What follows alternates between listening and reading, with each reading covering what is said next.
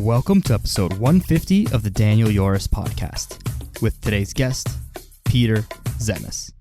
Let's go. Welcome back to the podcast, everybody. My guest today, Peter Tzemis. We are here in the Bet Stamp Studios once again. Producer Zach helping us out. What's up, buddy? Thanks for coming down. Yeah, man. Thanks for having me. This is a dope studio. Yeah, it's wicked. Yeah. Feels, again, very professional, yet even more. And I think that that's probably a good place to start off. Like, we did this last year around the same time, may have even been the same date. Yeah. And like, we're in a different place, a much more grown up place now. Like, we're both in very different places, personally and professionally, and physically in the world. Like, you're very much established in Colombia now, which you were there last year, but it was kind of, you were flirting with it, and now you're like almost married to it. So, yeah, we got a visa and everything. So that's big, man. What's been the biggest insight living in Colombia versus living in Toronto? Man, I think it's, you just don't know what you don't know until you go somewhere and experience it. That's probably the craziest thing, is the culture, the type of person you can become by being in an environment that's so foreign to you. It brings out a totally different person, and you would never be able to access that type of person by staying in your little bubble from where you grew up. Because when you are in your hometown, there are preconceived notions on how you're supposed to behave, and those affect how you are going to behave, whether you want to. And when you're trying to change, those reinforcing patterns are going to fuck up the change, like, completely. I think one of the best quotes I heard by this guy, Alex Becker, a really big YouTuber and multi-millionaire.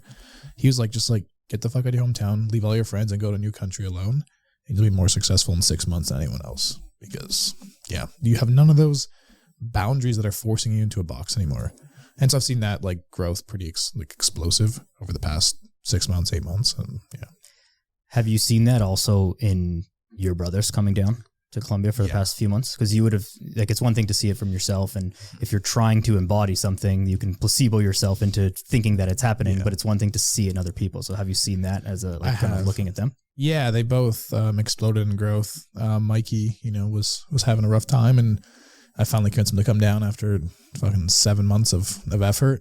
And within 2 months, dude lost like 15 pounds, good full-time job, making close to 6 figures now, like right out of the gate within 2 months. And that's just environment shaping you, I really think. I mean, he was just in a bad environment. It reinforces bad behaviors. You go to a new environment where there's nothing to do but really work. And like, my lifestyle is very like intolerant of bullshit. And so he was either going to stay there and not be a bullshitter, or he was going to stay there and like survive and thrive and become the person he's supposed to be.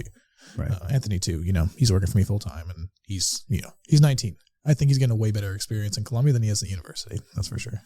That's definitely fair. I mean, there's certainly a sense of responsibility that comes with just living away university, which you did, and living on your own for some, living on your own, but still in the same country and still with like your same influences, but going to a different country, different language, different culture, different experiences, different everything, right? It changes things. Sí, yo hablo español súper bien ahora. We're not going to continue in Spanish, but you picked up a new language. Yeah. How difficult was that to do? So I remember the first day I took a Spanish class, was the worst day of my life. I've never felt so exhausted. I didn't realize how much energy it actually uses in your brain to actually try to learn a new language. But I learned it fairly easily. My ex-girlfriend was Venezuelan in Colombia, and she didn't speak any English when I started dating her, and I didn't speak any Spanish. And so I was hyper motivated to learn Spanish, and texting her every day and talking to her and walking around the mall and being like, how do you say exit and stuff like that? Like, you learn very fast outside of the classroom, because the classroom you're learning like in a book and in a closed thing. You're not learning how to actually communicate with someone. But it took me about like only 6 weeks, which is really fast for a new language. Yeah. And especially, you already spoke another language. Like, you went to French school, and like, you spoke Greek, and like, then as language number 4. Yeah. Do you find that you think differently, or that, I mean, you work with words, so we can say that as a broad statement. Has learning Spanish helped that at all? A little bit, because the sentence structure in Spanish is somewhat reversed versus English. And I catch myself sometimes speaking English poorly now as a result of the way the sentence structure is. But it makes me look at the world a different way. There's also just words that don't exist in English that exist in Spanish. And if you don't have a word for like a feeling or an emotion, you actually can't feel it. So if there was no word for anger, you can't feel anger.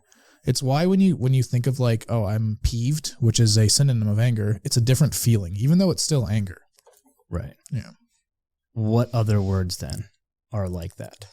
Oh, I want to go down this rabbit hole. yeah, let's do it. Yeah. I mean, any emotion. So like joy versus happy, they're flavors of happiness, so to speak. Ecstatic, elated. You can keep going up the ladder or down the ladder, and you can go like angry or like sad, depressed, defeated. You can go either way. Right. Yeah. Do you think it's somewhat similar to like an experience of colors might be a good example, where I know that this sweater that I'm wearing is a green sweater because I've been told my whole life that when I see this color, it's green or a shade of green. But if when I was a baby, someone said this is red and everyone said this is red, well, then this color is red because like the word is not necessarily the truth. The word is just describing the truth, which is what you're actually seeing. So I guess comparing that to feelings, you would still experience anger. You might just not be able to. Well, you wouldn't be able to describe it. Yeah, exactly. So then if you can't describe something, do you understand it? If you don't understand it, are you really experiencing it? Would a baby understand their emotions? They understand if they're, I guess not. If they're hungry or sad or they don't upset, understand. They cry and they emote. Yeah. But it's not directed at anything. And maybe that's also because they don't have enough language to comprehend anything. But I guess that's kind of... It becomes just emoting, so to speak. Yeah. Yeah, that's literally what it becomes. But yeah, it's super cool to learn language and kind of explore that world, so to speak. The South American culture, specifically Colombian culture, is really cool. Learning about like the Pablo Escobar era and everything down there and kind of how those people live and how happy they are, to be honest, considering their dollar is worth 5,000 less than the US dollar, and what they live in, the conditions. It's pretty eye-opening. Makes me very grateful for life and where I was born and like the opportunities I have, and also not to waste them. Why do you think they're happier with less? Is it a relativity thing? Because if they brought that same money and lived here, I mean, they wouldn't be able to have a home. They wouldn't be able to have the basic necessities. So aside from that, like, what is it about their culture that makes them? I think their culture is much more inclusive. It's much more familial. It's much more about experiencing versus trying to get something. I find the American culture is very about trying to be like some status position. That's really what American culture has become. Canadian too, they're not that far behind. There's obviously subsets of the entire culture. But if you look at America as a general, it's just like, I'm the best. Like, they're better than everyone else. Right. The Colombian culture is much more like, we are in this together, whether we're rich or whether we're poor. And that sense of community, which a lot of Americans and Canadians don't have anymore, that creates that like happiness and that feeling of security. Because we all grew up in tribes anyways. That was our whole ancestry. But today, like, we're more connected than ever, but we're more lonely than ever. That's a very, very true statement. There's a quote that I've heard several times over the past couple of weeks, and even just driving in here today, and it's Chris Williamson quoting Alex Hormozy, talking about how you said you were going to be happy when you accomplished goals that you've already accomplished. Yeah. And now you're on the other side of this goal that you accomplished, and yet you're looking towards the next thing. Do you think that that is not necessarily as frequently the case in places like Colombia or different like places of the world that are not in North America? I think the society is not as goal driven in general. So yeah, I agree. The culture there is much more laid back. They aren't raising their children to go succeed and conquer necessarily.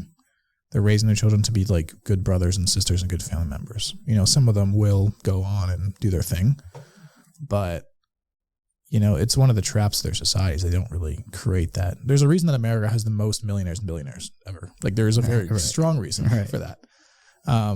But the actual society, I think, is broken at a fundamental core. There's no connection at all. And that's why you have all these apps that are flourishing. Facebook, you don't have Facebook anymore, but Instagram, Snapchat, all these connection apps are flourishing because you have a broken society where everyone is talking to each other, but no one is listening to each other. There's no connection. Yeah, people think that they are connected far more than they are, and I can say from my own personal experience, and this is not to say like, I'm I'm nothing on the internet. I'm a very, very small fish in a very, very big pond. And okay, I won't say nothing, but like whatever. The podcast has grown quite a bit in the past year, and like my social media has not blown up, but like there's enough people who know me and people who I know in real life who follow me online and listen and, thank you guys all that stuff. However, when I see them in person, and this is someone who I haven't seen in 8 months, 3 years, 7 years since high school, whatever, they like, there's this one-way connection, and it's the strangest thing ever, because they know what I've been up to, what I've been doing, what I've, things I've been saying, how my look has changed over the, how am I just generally like what's going on. And it's almost like they expect that I know about them, but I don't know about them because they don't know, they're not a social media personality. They're not necessarily a good friend or someone that I've specifically kept up with. And so it's a very strange lack of connection under the guise of connection. So like social media is super weird that way, but I think this is also how people get in traps of falling for their favorite influencer saying this thing. A guy that they like said this thing, and I trust him or her, and therefore I'm just going to like do whatever they say. The reason one, I'm rambling a little bit now, but the recent one, I'm sure you've seen this, but like Dana White, Gary Brecka, these guys are like, oh, I do this 3-day fast and it's amazing. And my thing is like, I love Dana White. That guy's the man. I would literally never, ever take health advice from him. Not for anything else. He's just like not a doctor or a healthy, like a health advocate, let's say. Yeah. But it's like, hey, I trust Dana White because I love the UFC and I'm just going to do what he says. And it's not necessarily what they're saying is wrong. It's just like the reason you're doing it is the wrong reasons. Well, I think people misunderstand that the point of social media and whatever everyone says on social media is to get attention, not to actually provide factual evidence. Yeah.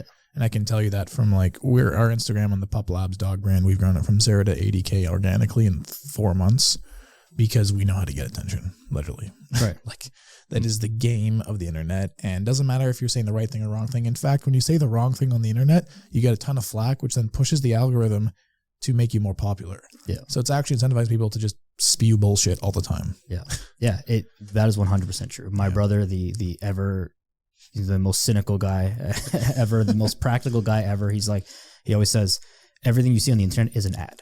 Every single thing, whether it's a harmless tweet, an Instagram, even if you making it don't think it's an ad, it is an ad. Because what am I trying to do? I'm trying to spread a good message so that eventually, like, people hire me to do whatever the thing is that I do, whether I sell a product or sell a service or sell whatever. Everyone is trying to get something. And even if you're not necessarily trying to sell something, you're trying to grab attention. Yeah. So everything is still an ad. I think it's interesting that wrong things even do worse sometimes because you see it all the time and people will do it on purpose.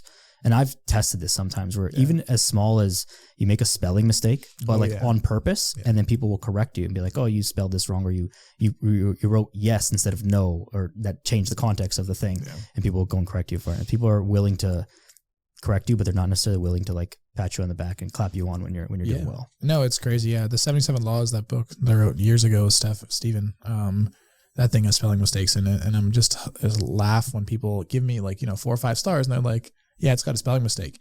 But I know they wouldn't have left a review if there wasn't a spelling mistake because they wanted to correct me. That's the irony. I know there's spelling mistakes in the book. I left them in there on purpose. It's a wild thing of the internet. And do you think that people in Colombia treat social media any differently? Yeah. So one thing is like they're all in Spanish, right? And so this like English influencer world that we live in it's a whole different world down there. Yeah. Because they can't even read English. So it's actually an entire different experience. Like you'll see if you have like a beautiful girl in North America, she's going to have like tens of thousands, about 100,000 followers. I have met like absolute dimes and dated them, and like those girls have like 1,000 followers. It's pretty crazy. Like the whole experience is different. It can be healthier in a sense because you're not getting so much attention all the time, right? And that can be healthier depending on your point of view. I believe it's healthier for sure. But just the entire experience is very, very different. But it's still a status game, It's just at a micro scale. Yeah. I would imagine that is in part due to the fact that the people who are on like Latin American Instagram or Latin American Twitter or Asian Twitter or whatever, different languages, different parts of the world have different buying habits and different amounts of disposable income. Exactly. People in North America have way too much disposable income. If anyone thinks there's like an economic disaster and maybe it's looming and maybe it's not and whatever, like go to the mall at Christmas. I know. Is it busy? Yes. Like, okay, there's like, dude, I'm going to go on a rant a little bit here. We joked about talking about this, but like now I'm going to talk about it. Like I've been in the process of planning a wedding. Yeah. If there's ever, last time we did this podcast, I said that one of the biggest scams of professional work might be real estate agents. I have a new thing that blows it out of the water. And it is the wedding industry is the absolute biggest scam that has ever existed. And it's impossible to beat this. It's unbelievable the things that people are getting away with. Yeah. I was at one consultation. They said, I won't name names and whatever. They said the minimum. You should name names. I don't, who cares? Maybe one day. They said the minimum spend for the wedding. And I was completely unimpressed. We did the tour. I was completely unimpressed. And I'm not even like the most particular guy. Very unimpressed with the whole layout and all the stuff that they had. The woman says the minimum spend that they have is $50,000. And I'm like, geez, that's fucking, that's a lot. But okay, if you think that's what it's worth, like, do your thing. On top of that, there's an automatic 20% gratuity. And I'm like, okay, so the minimum spend is not 50. The minimum spend is 60. And I'm no math genius, but I can figure that one out. Plus tax. So I said, your minimum spend is $73,000 for something that's fucking garbage. Yeah. Like, what are we talking about here? But that's not even the crazy part. The crazy part, to my earlier point, is that I'm sitting there and thinking, this is fucking insane. I can't wait to get out of this meeting. Someone else is sitting there saying, yeah, sign me up. I know. And we're worried about like money. Like you can get lots of money. Money problems are real and whatever, but you can always get more of it. There's a client that I have who spends money kind of ridiculously and on stupid stuff. And he's just like, yeah, well, it's just money. I can get more of it. And I agree with that. I started thinking that like, oh, this guy's like literally wasting money. Yeah, and he does waste money. Like he goes into credit card debt that he doesn't need to. And like, it is actually wasteful. He's way too much on the other side. Yeah. But to some extent he does stuff that like buys back his time and buys back his peace of mind. And he kind of like wastes money on it a little bit, but he's also right. He's like, it's just money and I'll just get more of it. And I know that you're huge on that, buying speed and buying access to stuff. Yeah, I had that ripped away from me. I went the opposite way recently. I was flying back from LA like 2 days ago, and I bought a first class ticket. I like my space. I like to just do work. Bro, the night before, you've been downgraded to economy class. Never heard this before in an airline, by the way. Downgraded, not upgraded. Do you want to out the airline? It's Air Canada. There's only one direct flight. Okay. And you just like went from seat 4K to 41K. Oh. The seat behind, like beside the bathroom at the back of the plane. Yeah, like it was, but it made me realize like still how privileged we all are, because I'm sitting in the plane, super tight, whatever. But like everyone around me is like also there, but they've got their like $800 Apple, AirPods on, like they got their blankie, they got their stuff. But like I'm dating a girl in Colombia right now. She doesn't own heels, bro. Like she doesn't own heels. Yeah. Like how crazy is that?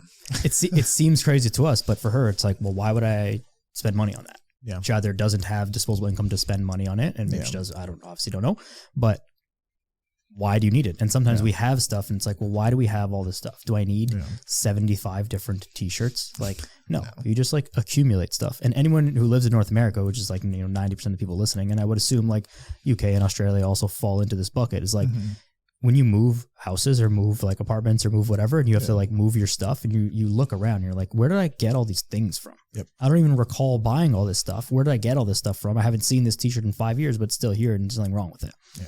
It's crazy, like just society that we have. Consumer behavior. Yeah. I mean, it makes a great economy in terms of creating business structures and, building empires, but yeah, not great for the mental health. And again, that brings to the point of like why I think they're so much happier. They have less and they just don't need it. And they're just not sucked in by all the bullshit about owning more shit and the better shit. Right. Keeping up with the Joneses. Yeah. Like, why? They don't care. They're like, keeping with Joneses is just like, they just want to dance salsa and speak Spanish and eat good food and, have a good life. Like, they don't care about wearing like a $10,000 jacket or being the Gucci guy or whatever other bullshit, Yeah. What's the best money you spent this year? The best money? Yeah. I mean, my therapy for sure. Outside of that? No, that's a real thing. If like, you don't want to talk about it, what's the second best thing? Like just like dope vacations. I went to Aruba for like 3 days solo, just by myself to journal. That was like great, and it was like $5,000. I was just balling out completely. But yeah, that was a great expense too, just internal time. So I guess all thinking time, whether it's through therapy or personal, yeah, that's been the best stuff.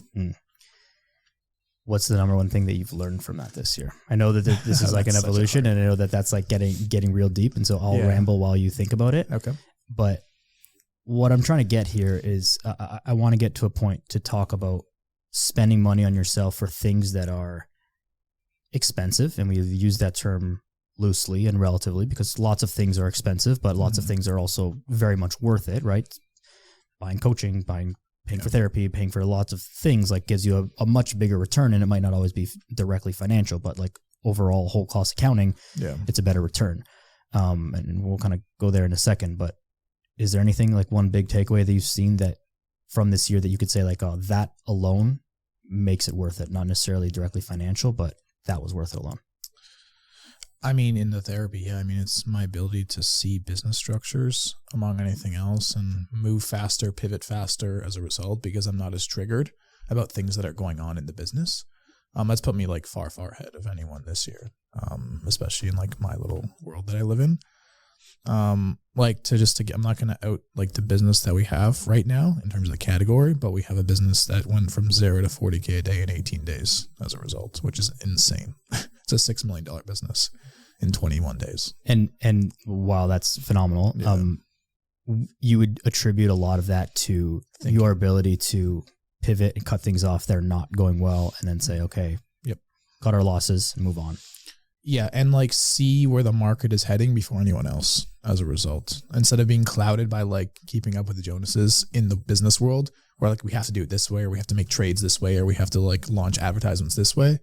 Instead being like, fuck that, like let me do it how I think it's going to go and do the best based on my past experiences, not having blinders on and trying to like copy who are supposed to be like the gurus. That's been like the biggest thing. And all of a sudden you become a guru like overnight as a result. Right. I think there's a ton of merit to that, and I think we all fall victim to that at some point, especially kind of like on the come up when you're like, okay, what am I supposed to do? How do I do it? Well, let me look at this guy. He's doing it this way and it's working. Yeah. So therefore, let me do it that way. I think one this year, and I fell into this a little bit, and I can't believe I'm bringing him up twice in one podcast, but Alex Hormozy started with like those certain style of captions on posts. And then everyone started using it. But then every other post looks like every other post. And the reason his worked for him and their company was because they were the only ones doing it. They were the first ones doing it. And it was like different and new. And then by the time everyone else started using it, it's like, this is fucking annoying. Yep. When I had a video editor doing clips for the podcast, and they started doing that, and they were selling me on this, like Hormozy this, Hormozy that. I'm like, I actually don't care. And personally, I think that those clips are like super annoying. Yeah. Like I didn't do these blips all over the camera, like this random like cut scene of like some guy running on whatever. It was so all over the place. It bothered me. Yeah. But I'm like, okay, I guess this works. And like for a bit it did. I saw some like big push in the clips for the podcast. And then it fizzled out very quickly. And it's like, okay, now you gotta switch, and you can't keep copying what's been working or what worked for someone else. You got to keep. You got to be ahead, man. You got to be ahead of the game. Yeah. You got to pivot faster than everyone else and adapt to the new world, because it's gonna take everything from you if you don't adapt. I mean, faster than ever with ChatGPT and all this AI stuff, voice cloning, like, and that's just like the internet world, and it's gonna destroy the regular world for sure. I mean, any kid coming out of university today, unless they're gonna be a surgeon, like they're fucked. If they're not like ready to pivot. I mean, anyone studying law is screwed, because ChatGPT will out-lawyer you any day of the week times 10 as a photographic memory. And you can't compete with that plus any of the executives that have been around for 30 years who will then use ChatGPT to get ahead. Right. Like, they need to pivot. There's still a way to become a lawyer and everything, but you'll need to pivot with ChatGPT. And most people won't do that because they're too triggered about what's going to happen with ChatGPT about losing their job, instead of just being like, all right, the reality is that ChatGPT is here. I need to fucking learn this thing. And how do I learn it? I think it's also, it's learning how to use the tools, but it's also learning what are the limitations of the tool? Yeah. One thing that's been talked about in like the training in fitness industry is like, oh, ChatGPT is going to replace trainers because it can write better programs and whatever than you. And I'm like, first of all, if you've ever asked ChatGPT for a program, it will give you something that's like not terrible, but it's like not that good either. It's like pretty bad. Yeah. If ChatGPT is beating your programming, then like you're a bad trainer anyway. So that's step one. Step two is ChatGPT is not a person. Mm-hmm. And I've said this many times, but the most important part of personal training is the personal part. It's not the training part. I can write a way more complex program than I give to most of my clients because they're not like Olympic or professional athletes. So they don't need all of the gimmicks of programming and stuff that exists. They need what works for them in the context of their life. And I can do that way better than a computer can. Maybe one day I won't, but I think that day is like quite far away. It can't replace human beings and human interactions. And, you know, maybe one day it will get there, but I don't think that we're even remotely close to that. Well, it comes back to like, and this is like why I loved my like alone time, my therapy so much, is that it comes back to like something that I call thinking time. And I got it from a book called The Road Less Stupid. Our beach walks in Naples. Beach walks. Which one? Our beach walks. Yeah, dude. Yeah, dude. Literally. Yeah, we used to take like 2-hour beach walks to the middle of nowhere. Yeah. But yeah, literally just thinking time. It's like, sit down and like have a question, and the question, whatever question it is, and try to think through all the first order, second order, and third order consequences that are going to occur by taking specific actions, and then try to avoid those consequences essentially, and try to make a plan. Because if you're not thinking, if you're just acting all the time, like it's like just like I'm going to go on a diet. I'm just going to eat less food now, without like any sort of thinking about should I be avoiding carbs, should I have more protein powder. What kind of fish oil should I be taking? What kind of vitamin D? How many times should I go to the gym? If you just like, I'm going to, you know, eat less, work out more, like you're fucked. And everyone does that in business 10 times worse. I'm just going to go make more money. Well, like how you can do that? Are you going to make more money? You're going to work 1,000 hours a week now? Like anyone can make more money, literally anyone, but you'll work 10 times more. I think like Wall Street, especially when you start out in the investment banking world, you make like literally $4 an hour and you're working 100 hours a week or something insane. Is that really making more money? Like, I doubt it, bro. Yeah. Yeah. There was a woman I knew. She was a real estate agent. She was helping me with whatever. So she saw how much she knew. We were talking about money and knew how much money I make as a trainer a while ago. And she goes, "You make a lot of money, like more than I thought." And I was like, "Yeah, but I also work 3 times as many hours as you do. So do you think that that's a lot of money?" Like, and she's like, "Oh, I didn't like realize that." And I think that that's something that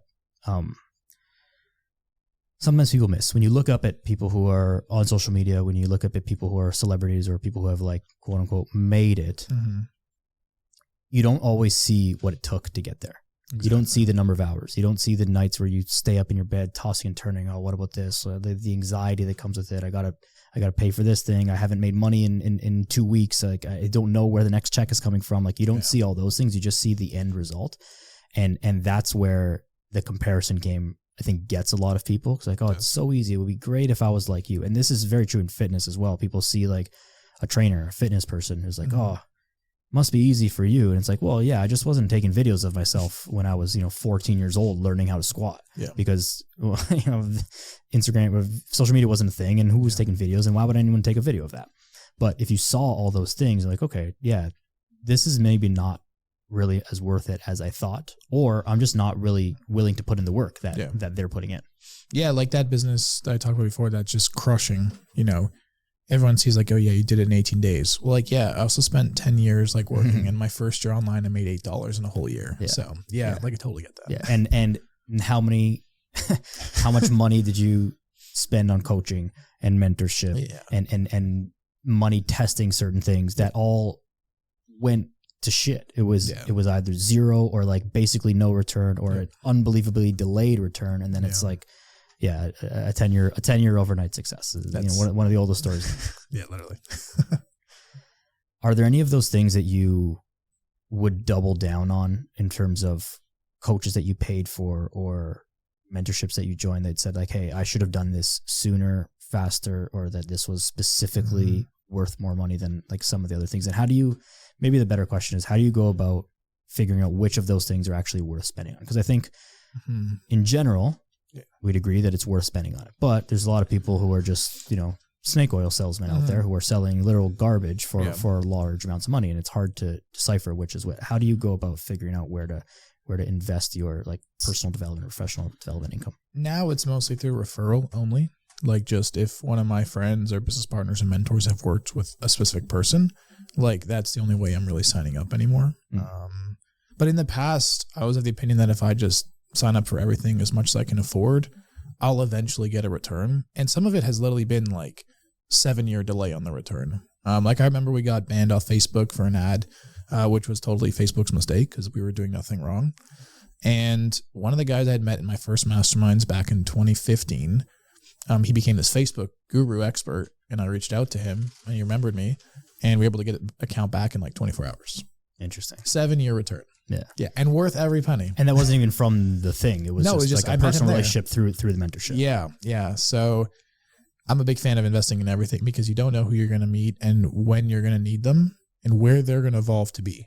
I would say about 90% of people they're worth nothing in those masterminds. You just meet them. They're there for like a vacation. They come in, then they leave. Right. But the 10% of people you do meet are worth everything in your network. So I'm a big fan of going to every conference. The younger you are, more conferences, more connections, more podcasts. You get luckier when you have more pinballs bouncing off like who you are. Yeah. And that's really what it is, just getting luckier. Yeah. Yeah. I've seen that as well, like in the fitness conferences, like coming in the in-person fitness conferences coming back. Yeah. This past year, like all post-COVID is like, it's been huge for me getting a few opportunities and the people that I've met and people I've had on the podcast and podcasts that I've been on and these kind of things and how it all kind of evolves. And it's just like one thing really steamrolls into another. And this is how it's like that. Again, 10-year overnight success. Yeah, one thing I wanted to ask you about that, maybe like a little bit more directly tactical for people who are listening, because everyone listening is doesn't run their own business. Probably not. I mean, everyone is obviously not a fitness coach or whatever, an entrepreneur, but there are a lot of people listening because there are a lot of people in the world who feel that they're like stuck stuck in the mud, for lack of a better phrase off the top of my head here. They're in a job that's like not horrible, but not what they love. Yeah. They're making good money, but not great money. Yeah. Everything is like just okay, but they're not fulfilled. How do you, or what would you suggest some steps for those people to take that is not like burn the boats and fucking go all in online or whatever? What would you say to those people that are like, hey, how do I get out of this rut? And how do I start living towards, more of what my purpose is or more of what my passion is? I think the first thing is stepping back and going to have 3 days and thinking about what you actually want in life. And when I say 3 days, I literally mean like no social media, no talking to anyone, not even like your spouse. Like nobody gets. The only person I talked to was the Colombian government during that time because they needed my visa, but everyone else, including my business partners, got silenced. And there's something powerful when you silence all the constant like chatter that's going on, all the advertisements, as your brother puts it, because you get bored. And when you get bored, you get creative. When you get creative, you start to figure out your life. I think most people fuck up their lives now because they're never bored. They're always like something else to get distracted by. And so they never have time. They do have the time, but they don't realize their time is being ripped away from them. That the boredom creates opportunity to think about, well, why am I bored? So I would start there for sure. Like thinking time, 3 days, read the book, thinking, Road Less Stupid. And then the next phase is finding someone in your network or within like a second or third degree that is doing what you want to do to some degree. Okay. So because if someone else is doing it, you can do it, especially if you live in North America. 100% you can do that job. Unless there's some famous, not even influencer, they're famous celebrity, which only their face can do. Anyone can become an influencer. Some people faster than others, etc. But anyone can really become an influencer. So it's really just thinking time of what you actually want in your life. What is your dream life 5 years from now, 3 years from now? What is your perfect average day? Not your perfect day where you wake up and you're in fucking Disney World and take a private jet everywhere and you eat like croissants flown from Paris. In a very average normal day, what is your perfect normal day? Like my perfect normal day, when I wrote this in 2012 when I was still in high school, was like waking up on the beach every day. And I ended up living it like 10 years later when we were in Naples together. And I realized like, holy fuck, this shit comes true. It took 10 years, but so what? And if you don't have a map, or if you don't have a goal, there's no way to get there. That's why I'm so pointing on thinking time. Also because it's twice as fast to if you start somewhere and you know what direction you're going versus starting somewhere, going backwards because you went the wrong way because you weren't thinking properly and then have to backtrack and then start again, which a lot of people do. It's like messing up your calories, working out too hard and injuring yourself, and then you're back 5 weeks and you can't work out as hard and you can't lose the weight. So big proponent of just thinking before you act. And then when you act, you just go all in and execute. But never burn the ships, especially in today's economy. I used to be a big fan of that. And I still am if you have the right setup. Do you think that's an economic thing, or do you think that's just because you're a little bit older and slightly more mature than you would have been said that like 7 years ago? Definitely more mature. It's easy to say like burn the ships when you're 19 and you have no ships to burn anyways. Exactly. It's like, yeah, I can just go all in, all $150 in my bank account on this thing. Like you can burn all ships if you can economically afford it for a year.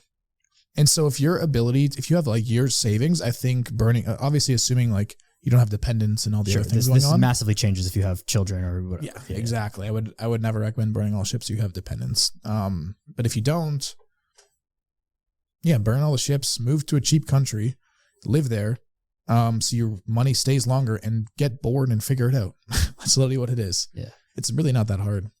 I think the boredom thing is huge, and I think we all need to spend a little bit more time getting bored. Yeah. I think really. COVID was, and I hate to keep talking about it, but I think COVID was a time where people had to be alone for a little bit, and unofficially or artificially rather had some time to be bored and think, and didn't like the person that they were with. Yeah. And that to me is terrifying. Thinking of that. Now, a lot of good can come out of that too, because it can give you the creative freedom to like, okay, I can get rid of all this noise and I can like figure out what I need to do and what direction I need to do. And it's quite amazing how much better you can do something when you're just like slightly more prepared. Yep. And it doesn't even take that much to make a very easy workout analogy. Like if you have your bad ChatGPT like workout program written and you walk into the gym saying like, okay, I'm going to do this exercise for 3 reps or 3 sets of whatever. And this exercise, like that's going to be a better workout than if you just show up in the gym. It's like, oh, what am I going to do today? Like, oh, well, that machine's open. I'll just go there.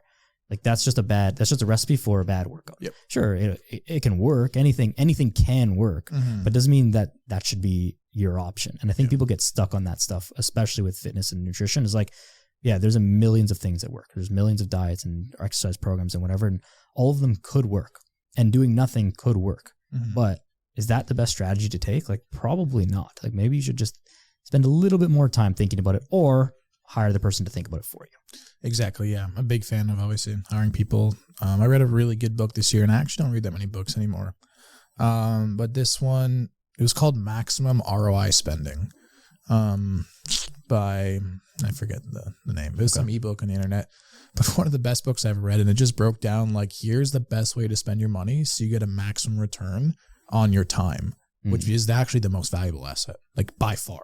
You can never get back more time. Like this podcast right now, every second is gone, but we can go make more money like tonight. Yeah.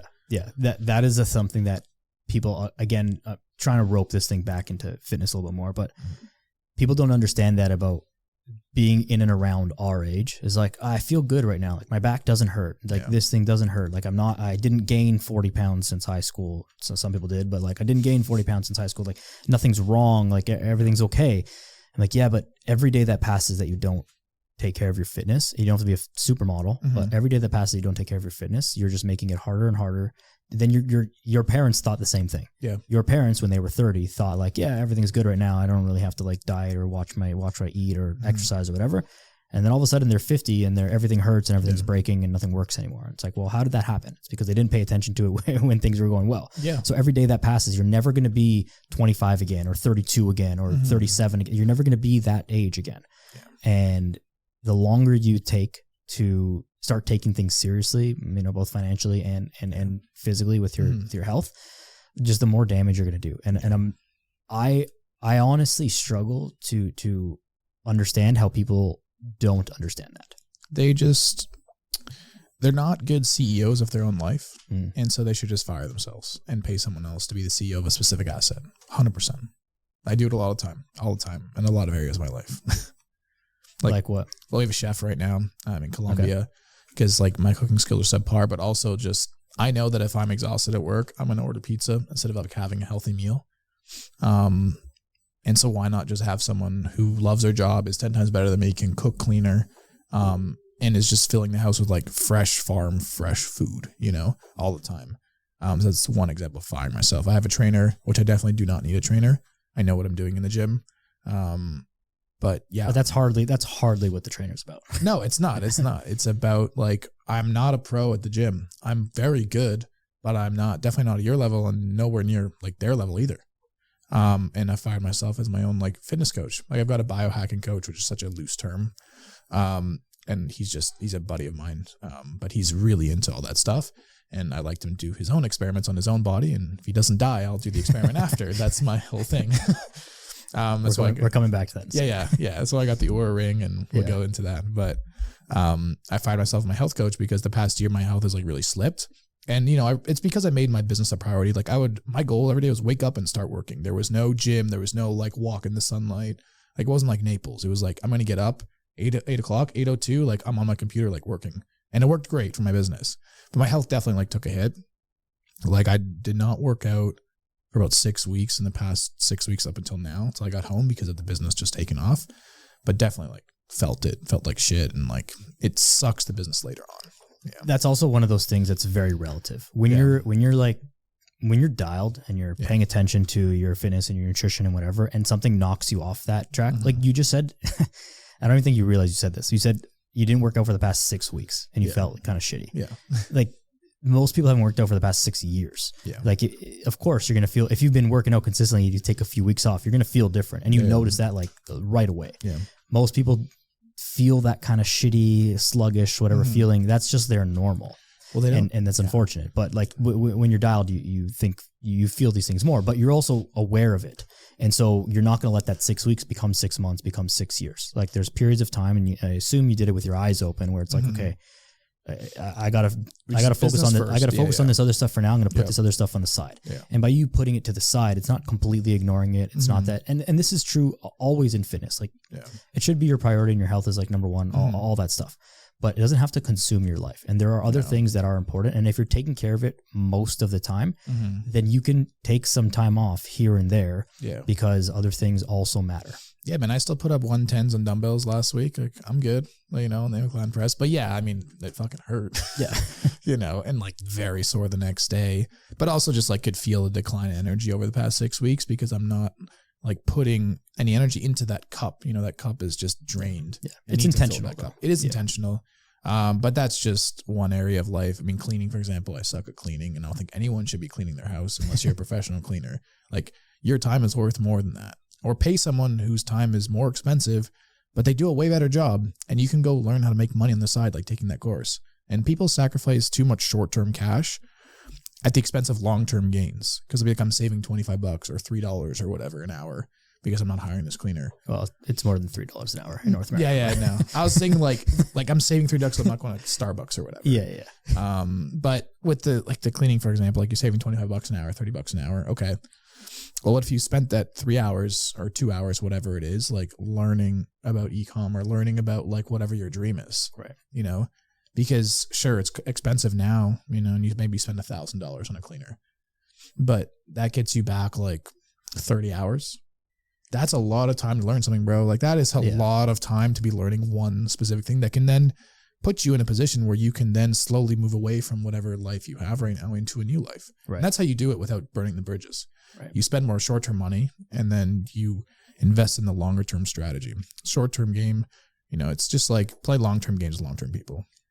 I think that's a super interesting thing that's worth reiterating as a framing of spending money on these things. Is it's not like you're not spending $500 a month on a cleaner or whatever, you know, whatever, however much money it is. Yeah. You're spending $500 a month to get X amount of time back or to learn X skill. Like you're paying for your time back so you can do that thing.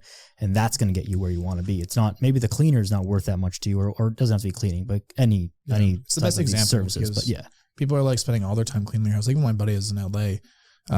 He's cleaning his own house. I'm like, bro, like I know how much you charge for consulting. Like, what are you doing? Yeah.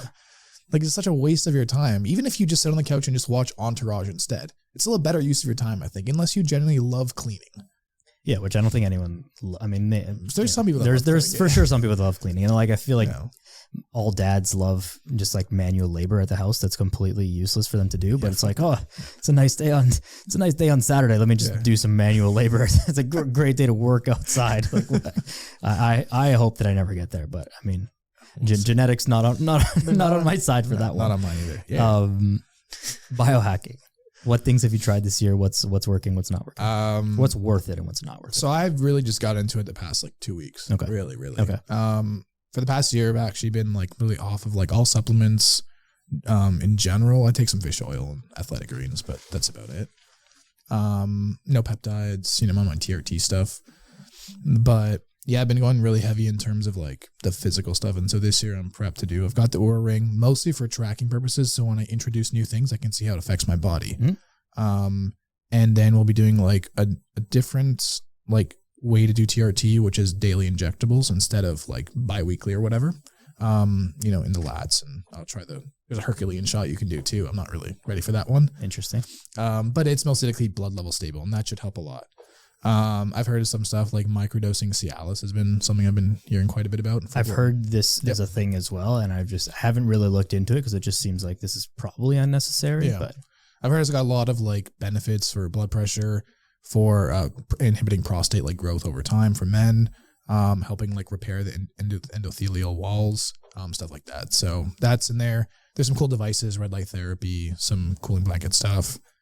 But then also, man, just come back to the fucking fundamentals, like eating cleaner. Like it always is the fundamentals, both in like the gym world, advertising, marketing. Like you learn all the gimmicks you want. Advertising, marketing. It comes back to like, do you have a good product? Do you have a good message? Do you have a good hook? And that's literally it. Everything else is secondary. Yeah. And in fitness, or health, really, it's like, are you sleeping well? Which is where most of the biohacks are going to go, to be honest. Are you getting enough sunlight? Are you walking enough? Are you eating healthy? Are you exercising like 4 days a week? Beyond that, everything else is maybe 10% bump. Unless you get into skincare and some peptide stuff. I almost did take some peptides. I was going to take BBC 157, but decided against it. Mainly because I didn't actually have any issues. Yeah. I wanted to. You've been relatively injury free my whole life. Knock on wood, but you've been relatively injury. That is one that's super interesting to me because I'm fucking always injured. Yeah. But I mean, I've heard great things. I just I didn't need it. And so I spent like $300 on it and I just threw it out because like there just isn't enough long-term research for me because I don't need it. But all my buddies have been using it because they had like, tennis elbow and whatever else, and day and night, day and night. Yeah. There's a lot of stuff that actually does work. And sometimes, and again, this is just the way the internet works, is everything is black or white, and social media is where nuance goes to die. Yeah. But sometimes we throw out too many things. Like you don't need any biohacking things. It's only the fundamentals. And I, to some extent, have probably been guilty of saying things like that. And sometimes it's just like, it's also not true because some of those things inadvertently help you do other things. I agree. Like a certain supplement might be the thing that gets you to go to sleep earlier. And it's not that the supplement it's like a downstream effect. It's not that the supplement is really having that much of an effect on you. The supplement is having a placebo effect of getting you to do the thing that you should be doing, which is going to bed earlier or whatever it is, working out and whatever. But a lot of the biohack stuff actually does just help you execute the fundamentals a little bit better. Yeah. Which is kind of, who cares then? Yeah. It's who at that point, again, it's just a money issue. Can you afford the whatever $100 or whatever it is for that thing? There's some key stuff I've been taking, like magnesium has been really helpful before bed. Like very, very helpful. Like I woke up this morning at like 5, like way too early. And I took like a double dose of this nanomag that I have like a equity piece in and just like lights out for like 4 more hours. Yeah. Awesome. Like stuff like that has been great. There is staples, but yeah, man, even if it just makes you do like what you're supposed to do, who cares? It's like the whole environment thing where like you move to Colombia, like my brothers, and like, now they have to go to the gym. Now, because like there's nothing else to do in Colombia. You can't go watch sports teams in Colombia. Like you go to the gym, you party, and you work. Right. And I'm not partying right now, which means they're probably not going to party. And my brothers don't speak Spanish either. And they don't speak English in Colombia. Right. It's not like a tourist destination. Right. So you work and you go to the gym, and all of a sudden your life gets better. What a shocker. Yeah. This is surprise. Fundamentals still work and doing the things you should do work. Yeah. There definitely are some of those staple things, like magnesium is one of them, fish oil is one of them. Omega-3 or fish oils, but zinc, even like these little things that they make a difference. It's just sometimes that people get like, oh, what stuff should I be taking? I'm going to start getting healthy. Like I'm ready to spend $500 on supplements. But they don't work if you like eat like shit and you sleep at 4 a.m. That's the thing. No matter like, even I took mag and I went to bed at 4 a.m. every day, it wouldn't work. Correct. Like it doesn't matter. Yeah. And this is where the misunderstanding of what's actually happening comes into play. It's like taking that thing it's not magic. Yeah. And I said this in a few podcasts a little while ago where I was talking about like how to avoid, what was the title of it? Something like how to avoid bullshit on the internet, basically. Yeah. And one question, I'll run this by you, is like, if it was that easy and it worked that well, don't you think everyone would just do that? Like if someone was selling some magnesium thing and they said, this will guaranteed make you sleep 8 hours every single night. You'll sleep like a baby, have perfect sleep every single night. Yeah. If that was true, and it's only like $25, like magnesium is not even expensive. It's relatively cheap. Yeah. It's like, don't you think everyone would just do that? Like, why would anyone not do that if that was true? And the reason is because it's not true. Yeah. You have to have the other things in place, like go to bed early, don't drink coffee right before you sleep. Yeah. Shit like that. Have you noticed anything with I know it's only been like a few days, but have you noticed anything with the Oura ring? Not really, not yet. Hasn't been enough time to get. No, it's only been like 24 hours. Oh, okay. Yeah, got last night. Nothing. It would only been 0 in on your body. Yeah. Yeah. It took about like a week. I've had mine for like 5 years now. Yeah. I would say that I don't get a ton of insight from it anymore because like I pretty much know what it's going to say because I've been like tracking for so long and nothing's really changing. I'll look to it if I'm doing something different or if I'm trying something different, like, oh, that was interesting. But for the most part, I'm not really trying anything different. And it's worth saying this, that even if you're someone who thinks that like, oh, I can have an espresso and go to bed. I can have coffee late and go to bed. Like you can't. Because I am that person. I can have a coffee and I can go to sleep. I won't have an issue falling asleep late. I'll have espresso right before bed. No issue falling asleep. But I'll look at my sleep quality. I'm like, damn, it's really bad. It's really bad. And you think like, well, what happened there? There's the coffee. And by far, and you'll notice this too, and it's worth just doing like an experiment on it just to notice it. Because it's one thing for people to say, it's one thing for people listening to hear me say this. It's another thing to know it for yourself. Alcohol is the worst thing that you can do. Even like 1 or 2 drinks, you won't feel anything. You won't feel tipsy. You won't feel drunk. You won't feel anything. Yeah. And you'll go wake up in the morning and like your heart rate was through the roof. Your HRV is like in the floor. Like it's just like, what happened here? And it's just 1 or 2 drinks, a glass of wine. It's good for you, red wine. Yeah. No, it's not. Alcohol is like almost the worst thing you could do. And I'm not saying that it's like, I'll never drink again. Of course I will. Yeah. But not of course, but I will. But you have to understand how detrimental it is to you. And for a lot of people, that's a big problem that they need to remove from their life. Yeah. Yeah. I mean, people use it as an escape, like most things, alcohol, porn, easily accessible drugs, and weed now in North America. But yeah, instead of just getting bored, man, everyone should just get bored for a bit and see what happens. See how like quickly their life changes. It's pretty phenomenal. Yeah. Yeah. I agree. As we start to wrap up here, if you right now had to start all over, no money, but you know everything you know now, what would be step 1 to build back up to where you are right now? Business, health, business. Yeah. If I knew everything. Yeah. You know everything, but like all your money is gone. There's only a caveat there is that I'm like a phenomenal writer now. So like, assuming I'm not that. Okay. Also, I don't have skill sets. You have the skills that you have right now. Okay. I should have framed this question better. Yeah. You have all the skills that you have right now. You have no money, or you have like, let's say $5,000 of like to deploy, and no connections. Okay.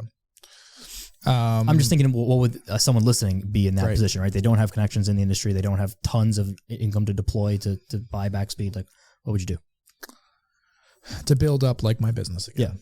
Yeah. I would spend the $5,000 on like some sort of one-on-one mentorship with someone to get access to their entire network. That would probably be the best investment that you could do. And then execute on like whatever skill set you have. In my case, like the writing ability, start writing VSLs or sales pages or ads for a company to get like a understanding of how that company runs with my work. And so then I can take all of their like systems and then plug it into my own business later on.